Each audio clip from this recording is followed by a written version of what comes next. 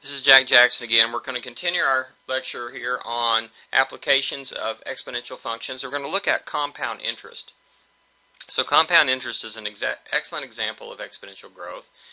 In compound interest, we have a deposit that's made, like in a certificate of deposit, a CD, and the bank pays simple interest each pay period, for example, say monthly.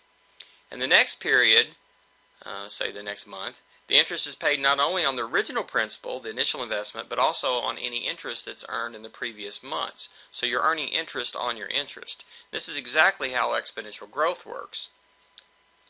Okay, and when the interest is computed and deposited, it's called a conversion. So we can convert monthly, we can convert daily, we can convert weekly, whatever. Okay. So this is an excellent example here. Now we are assuming that we are going to put the money in and not make any further deposits or withdrawals until the very end. So this is exactly what happens with the CD. Not exactly what happens with a regular bank account or savings account that might draw interest, because people are all the time making deposits and withdrawals there.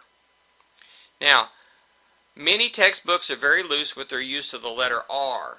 In some cases it's used where we use R, in other cases they use where we use B, and sometimes where we use K. So I'm only going to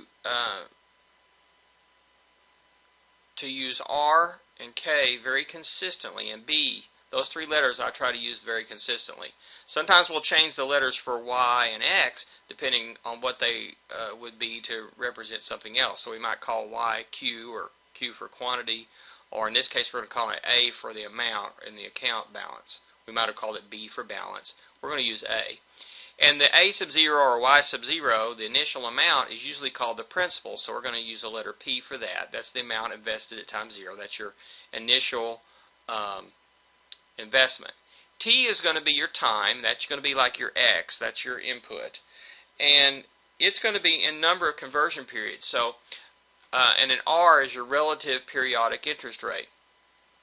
So basically we're just using our basic formula down here. A equals P times 1 plus R to the T. So this is our Y equals Y sub 0 times 1 plus R to the X. We've just changed X to T, Y sub 0 to P, and Y to A. A for the amount that we're going to have, T for time, R is your interest rate, and P is your principal, how much we've invested. So it's a really simple, exactly the same formula we've been using all along for exponential growth and decay. It does have, if it's earning interest, then R is positive, and so we have exponential growth here. Now the thing you have to remember is that R and T are reciprocal units, so if T is measured in days, the R must be a daily rate. If the R is given as a monthly rate, the T must be in months. And then the other thing is they must agree with how often we actually convert. In other words, how often we actually figure out the interest. So if the interest is figured out every month, then your R needs to be a monthly rate and T needs to be months. If the interest is figured out once a year, T is years, R is an annual rate. If the interest is figured out at the end of business every day, then R is a daily rate and T is the number of days. But usually in the problems they don't always tell you that, so you have to do a unit conversion. So I'm going to let C be the number of times that we convert per year. For example, if you compound monthly, there are 12 months in a year, so C would be 12. And then we have this weird thing that's called the nominal annual interest rate. It's usually given in a percent form, and some people will use the letter R for this, but it's not really the R in the formula below. So I'm going to call this rate I. It's called a nominal rate because it's not really the true rate. The true rate is something different, but it is the rate that you'll see. For example, if you might see a nominal rate, let's just say make it easy, let's say 12% a year. Okay? Well, if it's compounded monthly, then that's really 12% divided by 1, that's 1% per month, which actually works out to be really more than 12% a year. So it's a rate in name only, hence the word nominal rate. But I'm going to use the letter I for that. That's not the imaginary number I, that's just another thing. And the time, I want to let Y be the time in years, And the K is our continuous rate of growth. We'll talk about this a little bit more as we go here. If they're compounded continuously, K and I will be the same thing. So we'll get to the K in a minute. But we have this basic setup here that the amount is principal times 1 plus r to the t. But we often have to do a conversion, or a unit conversion. So we take the nominal rate divided by c to get the rate per period, like the 12% per year divided by 12 months a year gives us 1% per month for r. And t is the number, let's say again if we're staying with monthly, we would take the number of years times 12 to get the number of months. So that's just a unit conversion there. So let's do an example. Okay, so let's suppose the interest rate is 12% a year, compounded monthly, r is 1% or 0.01. If the CD is for 4 years, we've got t equals 48 months. So we need to do everything in terms of months if it's compounded monthly. Okay, so it's just be consistent. In general, r and t must be consistent. They're actually reciprocal units. If r is per month, t is months. If r is per year, t is years, and so forth. But they also need to be consistent with the compounding period. Okay. So if we substitute those expressions in of what we had above, now the formula becomes what we see at the end. But rather than memorizing this formula at the end, I just use the standard formula. A is P times 1 plus r to the t, but just remember, I've got to make sure my r and t are in the right units. As long as you do that, you'll figure this out from the second one. Or you can memorize the second version here. So let's look at a specific example now. Suppose that we deposit $4,500 in a 3-year certificate deposit paying 5% interest compounded monthly. What's the value of the CD at maturity? Well, it's just compound interest is exponential growth. It's A times P, or A equals P times 1 plus r to the t. Well, the P is the amount that we invest, the principal, that's $4,500. 1 plus, now the R is our 0.05, but we've got to divide it by 12 to make it into a monthly rate. And the time is 36 months. So we have to take the 12 times 3 to get 36 for the months. And so if you work that out on a calculator, then we get $5,226.63. I'll actually work that out here on a calculator for you and pull that screenshot over here. So it's 4,500. The times is implied, so parentheses 1 plus, we put the 0.05 divided by 12, parentheses to the power, and I can either do the, just type in 36 if I do that part in my head, or put 12 times 3 in parentheses like that, and hopefully this is going to agree with what we have here. And with money problems like this, we will round off to the nearest penny. So that's what it looks like on your calculator. So this is 5,200. Oh, there's an extra 1 there. Should be a comma there instead of a 1. Let's fix that. There we go. $5,226.63. So we're going to assume that the money is listed to the nearest penny on the input, and then the banks will use the exact rate, and then they'll round off at the end to the nearest cent. So this is how we'll do these types of problems. We'll always just round off. We don't round off anything in the middle, but at the end we round off to the nearest penny. Now let's do some more examples here, and I'm going to have you do some this time. So let's consider what happens if we change the compounding period and then keep everything else the same. So see if you can work this out. In all the cases in this table, we're going to deposit $1,000, so that's your principal, and a 6-year CD, so the time is 6 years, but you're going to have to convert it to the right number depending on how often it's converted over here. So you're going to have to convert it to quarters for quarterly or months for monthly. And the nominal rate is 4%, but you'll have to convert that to a periodic rate depending on what C is. And so figure out what the C is and then what the amount is at the end of the CD at maturity in these different examples here. Okay. Let me put a page break right there. Okay. So I'm going to leave that to you. Work on that for a little bit and then come back when you have that completed. Press pause now.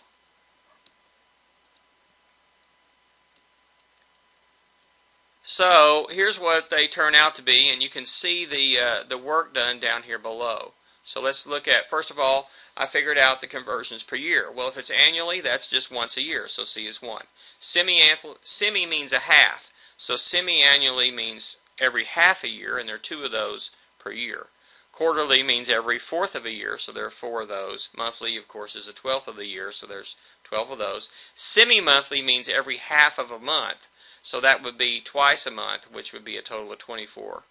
Weekly, there's 52 of those in a year. 52 in a fraction, but we're going to go with 52. Biweekly is bi means 2, semi means a half. So bi-weekly means every 2 weeks, which every 2 weeks would be 26. Now, by the way, I want to point out the difference between semi-monthly and biweekly. These are probably the 3 most common ways people get paid are monthly, semi-monthly, and biweekly. So notice the difference between semi-monthly and biweekly. Semi-monthly means you would get paid twice a month, or in this case, the interest would be figured out twice a month. So that's 24 times a year. So if you're getting paid that way, that might be like on the 1st and the 15th of the month. Bi-weekly is you get paid every other week, like every other Friday, every 2 weeks. That will actually happen 26 times in a year. So assuming your pay is spread out equally over the whole year, you'd get 26 equal checks, whereas in the other way you would get 24 equal checks. The 24 checks, assuming the same total salary for the year, each of those would be slightly larger, but you'd always get 2 a month. Whereas in the bi-weekly you get 2 a month for most months, but 2 months out of the year you get an extra check. Okay, there are 365 days in a year, well, if it's not leap year. And again, if it's not leap year, 365 times 24, I got my calculator out there, and 8,760, so I think I have an incorrect answer here on one of them. Actually, it may not matter. We'll check it here in a minute.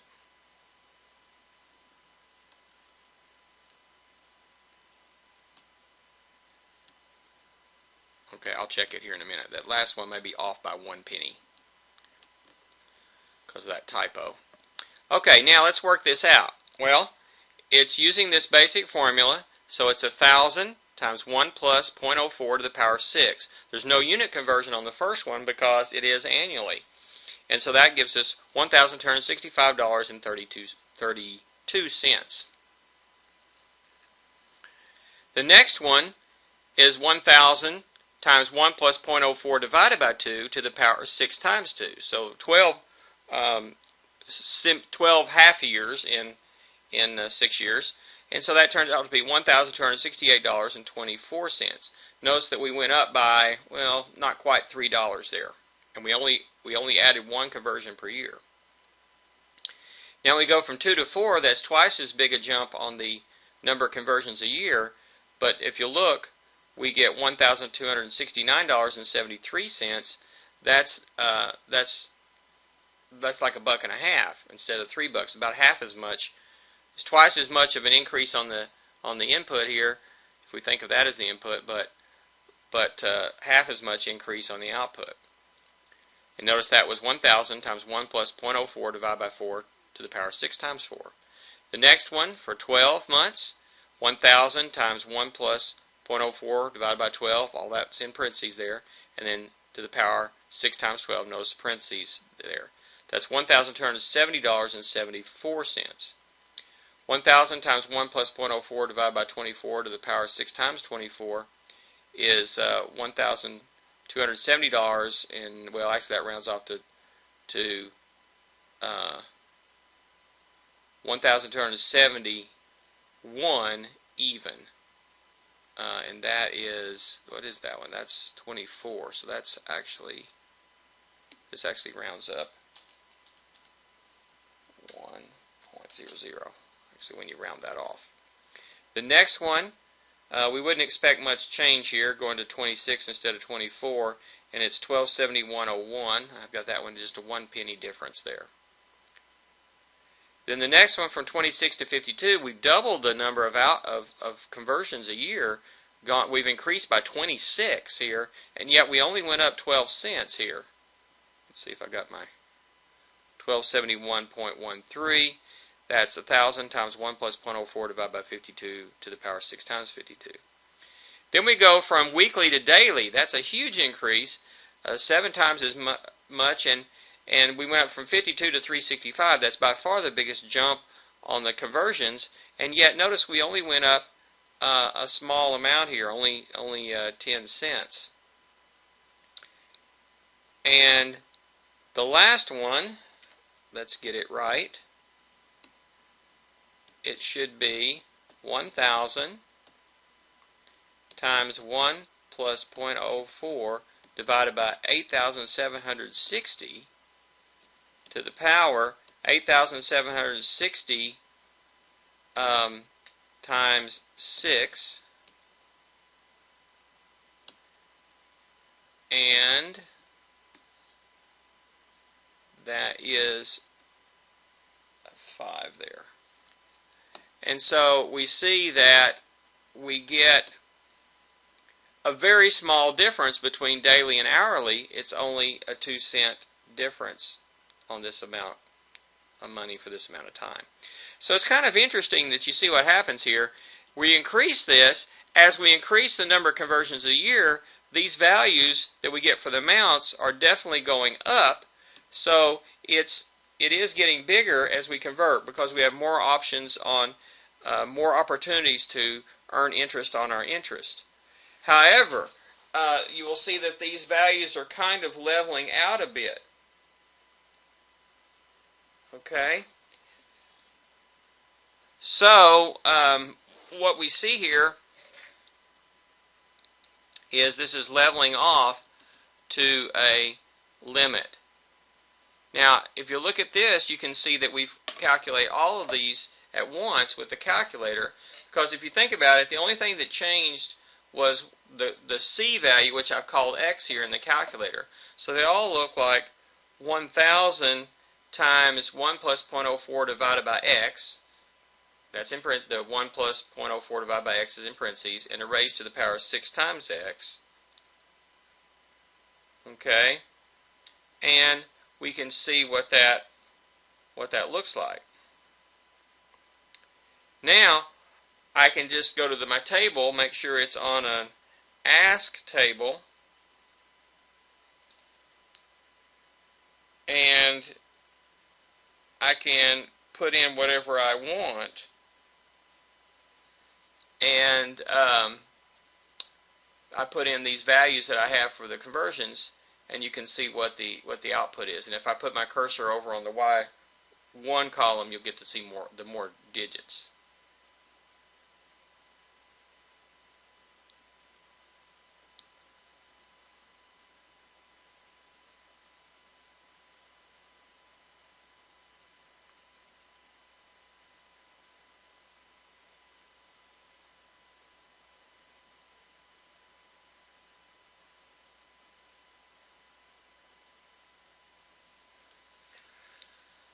Okay, so the amounts do increase, but they level off.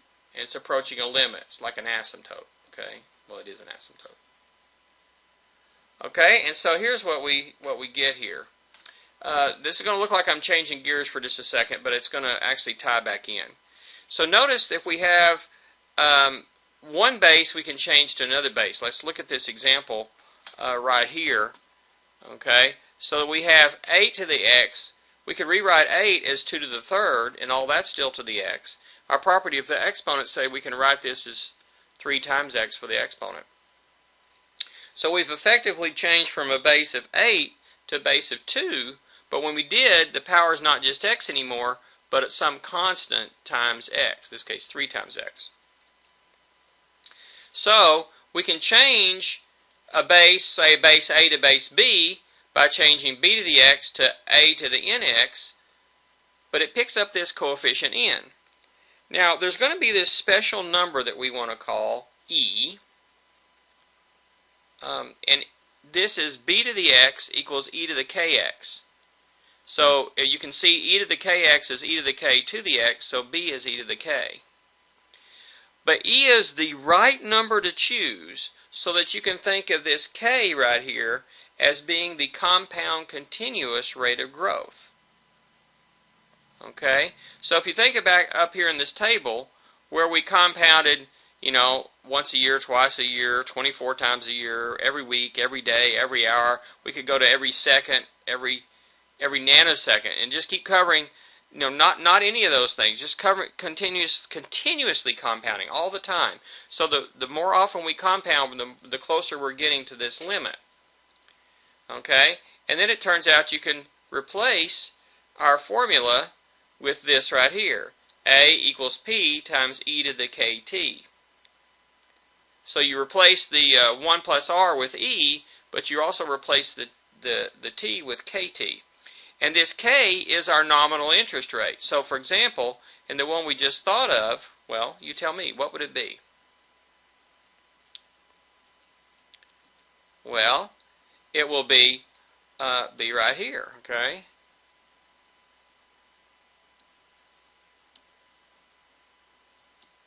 It's 1,000 times e to the 0.04 times 6. So you can actually put the actual nominal rate in there, 0.04 times the number of years, 6. That was an annual rate, so the time is in years here. And you can just work this out. And notice you do have an e to a power button on your calculator. You can see it down here. It's the second ln. So we just enter this 1,000 times is optional here. And then e to the power 0.04 times 6. And that's going to be the limit of this thing. And in fact, by the time we did it hourly, it rounds off to the same thing. Actually, in this one, you can see that there is some difference in the two things, in compounding hourly and continuously. But it doesn't happen until like the third decimal place till you see a difference. So it doesn't really affect the rounded off version, but it is technically a little bit higher. And this is the limit of this process. Now this number e is a very special number. It's a lot like another special number that you probably studied before called pi. And they've got a lot of things in common. Both are naturally occurring numbers. They didn't originate because some sadistic mathematician in antiquity sat around and decided to make up a number to torment us, or in this case two numbers. Pi is simply the circumference of a circle, the distance all the way around it, divided by its diameter, the distance straight across through the middle. So no matter how large or how small the circle it is, this ratio of these two distances is always the same every time, and it turns out to be this number we call pi. And we've already seen how e arises as the natural base for exponential functions, because you can think of it when you're changing from a base b to base k, b to the x is e to the kx, so when you write it something like this, a equals p e to the kt, this k can be thought of as our compounding continuous rate of interest, or rate of growth. This function y equals e to the x also has a really interesting geometric property. It's that if you take the slope of the tangent line to the graph at a curve, or if you took the slope of that tangent line, it's the same as the y value at the point where it's tangent. This is the only function other than y equals 0 that has that particular property. We're not going to do a lot with that particular property in this course, but that is an interesting property that it does have.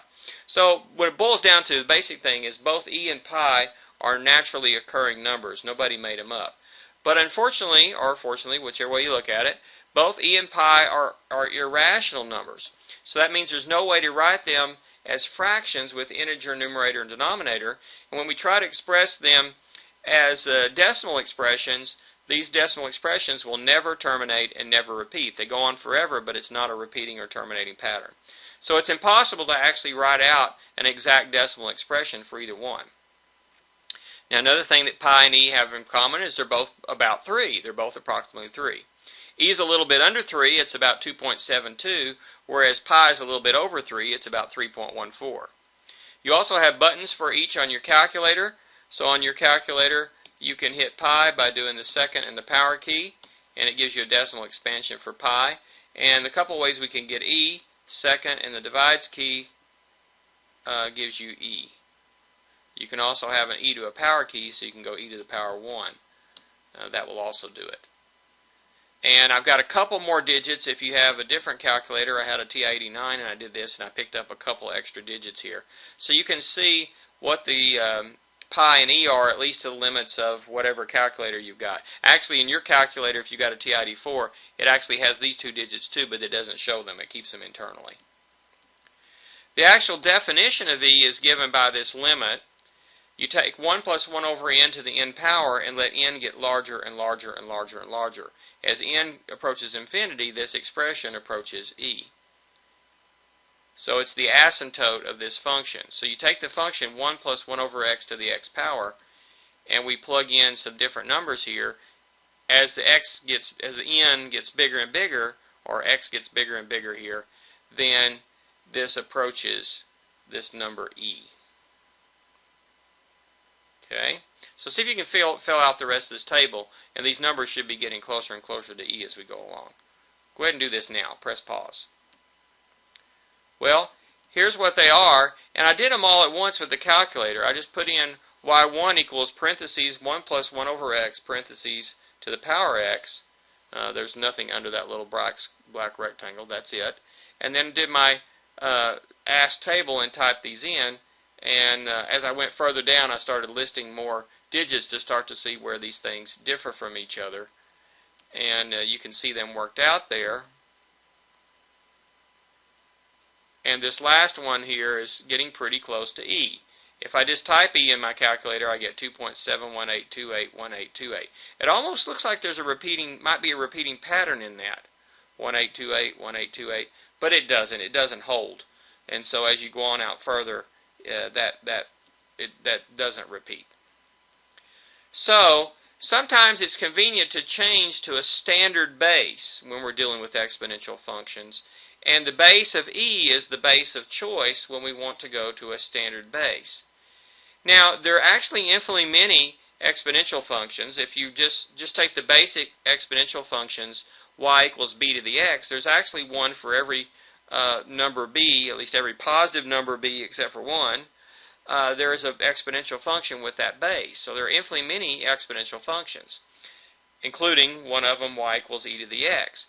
But if you ever hear anybody talk about the exponential function as if there were only one, they're talking about the function y equals e to the x. Sometimes this is written as exp of x. Sometimes you'll see this last notation in some computer languages, or occasionally to typeset some things if the thing inside the parentheses is complicated.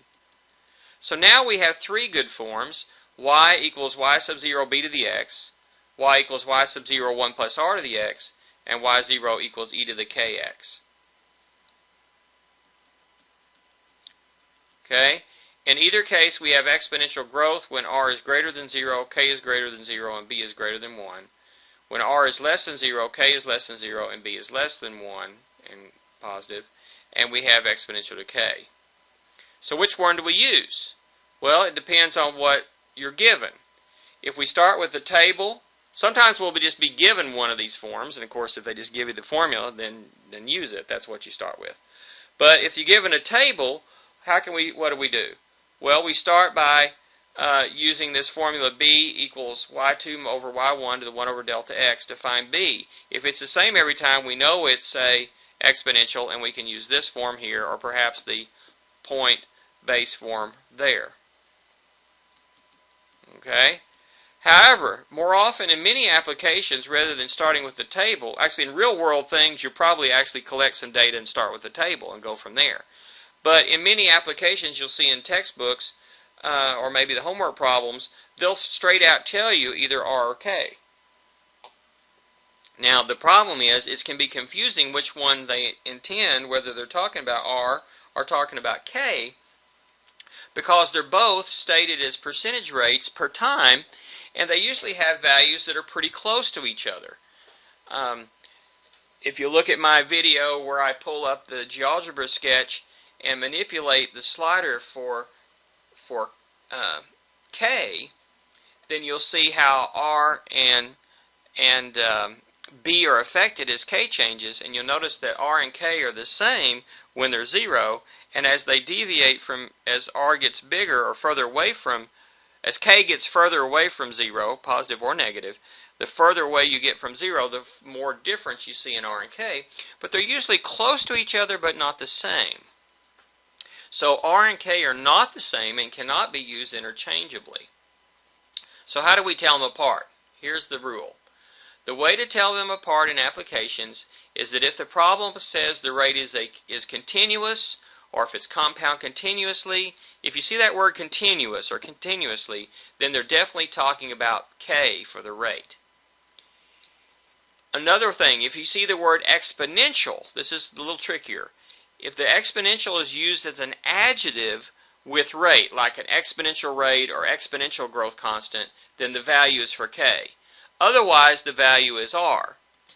Even if you say it's growing exponentially, it's still likely talking about R unless it says it's continuous rate of growth or an exponential growth rate or exponential constant or exponential decay rate. So unless you see that exponential as an adjective applied to the rate or the constant, then you're talking about R. If it is exponential applied to the constant or the rate, then it is K. Otherwise, it is R. So see if you can use that rule to do this exercise here. There are 4 parts to it here, 4 examples. And what we want to do here is take these, okay, and what you should do is go ahead and tell me if it's R or K, and then once you decide that, write the formula that relates to this particular example. So you got 4 examples, 4 exercises to do here within exercise 10. So go ahead and do this now, and then come back and we'll check your answer. Press pause now. Okay, so here are the solutions. A refrigerator bought new for $550 is depreciating a rate of 18% per year. Well, it's 18% every year, so this is definitely a constant rate of depreciation, so it's definitely an exponential function. However, we do not see the word exponential as an adjective applied to the rate, nor do you see continuous anywhere in the problem. So, this rate is a periodic rate, R. It's depreciating, so it's a decreasing function, so that makes R as negative. So R is negative 0.18. Notice we converted to decimal. And the formula then, I'm going to use V for value instead of Y, and T for time instead of X. So the V of T is 550, 1 minus, or 1 plus a negative 0.18, and that's to the T power. 1 plus a negative 0.18 or 1 minus 0.18 is 0.82, and so we could also write it in the y equals y sub 0 times b to the x version as V of T equals 550 times 0.82 to the T power. Probably a simpler way to write it. And so T is measured in years and V is measured in dollars. So that one we knew R, and then once we know R, we can usually go ahead and do the subtraction or addition there and combine it so that we can change it to the B, find out what B is. Alright, part B. A radioactive substance is decaying at an exponential rate of 3.4% per day. Notice it says exponential as an adjective on rate. That tells you that it's K that we're referring to, and of course it's exponential function. It's decaying, so K is negative, so it's a decreasing function, and so K is negative 0.034. Okay, I got it right in one place, wrong in another. 0.034, and so the quantity that's present, Q of T, is 150 e to the power negative 0.034 T. T is measured days, Q is in milligrams, and we got the 150 because that was the initial amount at time 0. Alright, let's take a population growth problem C. Population is growing at a rate of 2.8% per year. The current population is 550,000. Is it R or K? Well, we got a constant percentage growth, so it's exponential, but I don't see exponential applied to the rate as a adjective. Neither do I see no reference to continuous. So this must be talking about R. So the rate you see there is R. It's growing, so it's positive. So an increasing function, so r is 0.028. Notice we always convert percentages to decimals. And so the formula then is population, so let's use p, and time, we'll use t. T instead of x, p instead of y. So p of t is 550,000 times 1 plus 0.028 to the t. I can go ahead and add the 1 and the 0.028 to get a base of 1.028. So it's 550,000 times 1.028 to the t. T is in years from now, whenever now is the 550,000, and t is in years, and then p is just a count of individuals, whatever we're measuring, people or whatever we're measuring a population of. So an account is opened with $650 paying 4.5% compounded continuously. R or K? Well, it's going to be K because you see the word continuous in there. That's going to be K. So K is growing. K is positive. So K is 0.045, and the formula is the amount in the account, A of t, is 650 times e to the 0.045 t. T is in years, A is the amount of the account in dollars. Okay, finally, we're going to end the video here with 5 examples that I want you to be able to do of finding the ending balance for some compound interest problems. I will guarantee that you will have both a periodic interest rate problem and a compound continuous interest rate problem on your exam. Guaranteed. So be sure you know how to do these kinds of problems. So you should be able to do these now. I'm going to let you read these and do the work, and then come back and check your answers in a minute. So you should do these on your own and then come check them. So please press pause now.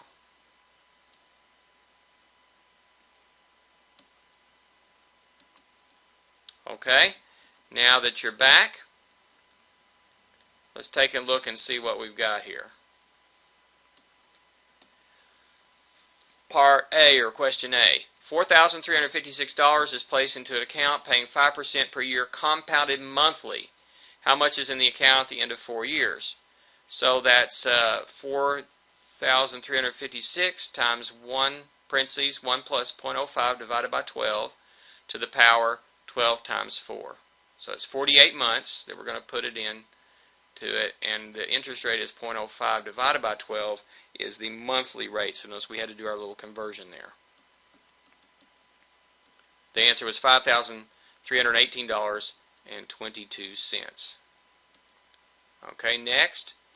$12,000 is placed into account paying 1.75% per year compounded daily.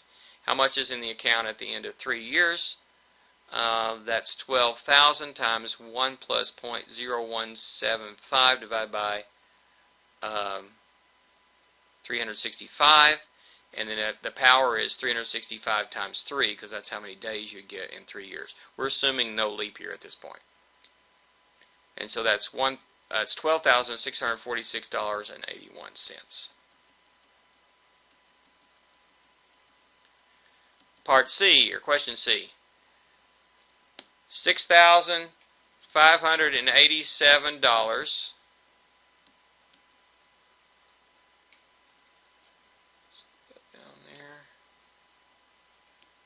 is placed into an account paying 2% per year compounded quarterly. How about 8 years? How much is in there? Well, that's the $6,587 times 1 plus 0.02 divided by 4 to the power of 4 times 8. And so that is $7,726.84.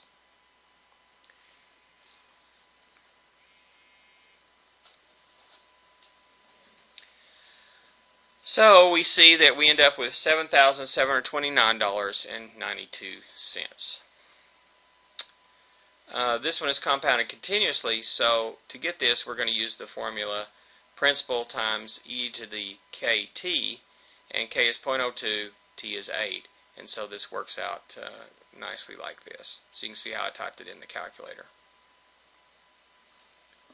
And part E is just like that. $8,587 is placed into account paying 3% per year compounded continuously. You see the continuously there, so you know it's the PECT formula, P times e to the kt formula. So it's just 8,587 times e to the power 0.03 times 9. Be sure, of course, to change the percent to a decimal. Be sure you put the power in the parentheses there. And we get $11,248.66. So be sure that you know how to do these exponential growth problems, particularly the compound interest problems, because this is a real basic type of application that's definitely going to show up on the exam.